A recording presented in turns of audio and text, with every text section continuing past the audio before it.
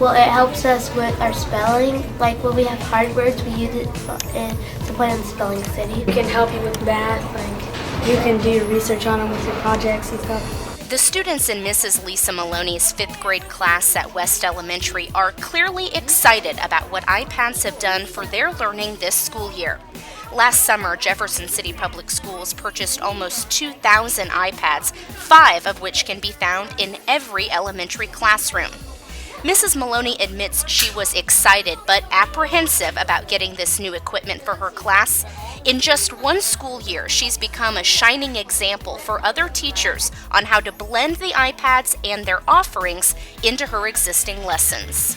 Yes, it takes additional time to figure out these programs and apps, but I've had a taste of what the effects of it can be for my learners.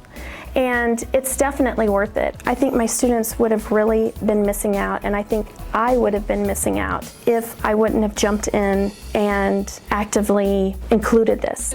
So how are Mrs. Maloney's students working with the class iPads? On this particular day, students were working collaboratively to create book trailers in the iMovie app. The iPads were also a great tool during a recent persuasive speaking assignment.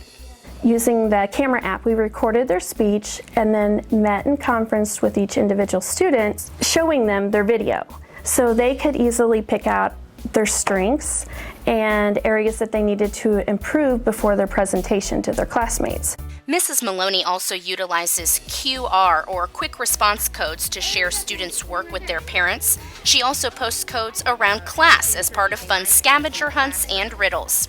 Mrs. Maloney says improved comprehension, ways to differentiate instruction, and an increase in student creation and student ownership are just a few benefits of this added technology.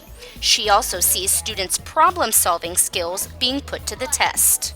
Yesterday, when one of the students was working in the iMovie, they were having a problem with their picture. We tried doing a couple things and we couldn't get it. And I said, well, we're just going to have to, we'll just put it aside and we'll come back to it, we'll figure it out.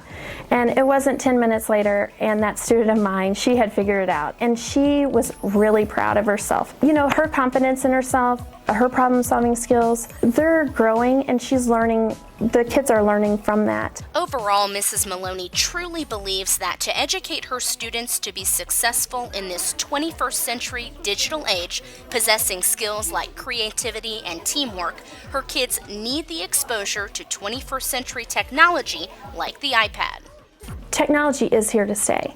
So we can either embrace it and learn ways that we're going to include it to enhance the learning of our kids, or we can wait until it's forced on us, but it will come.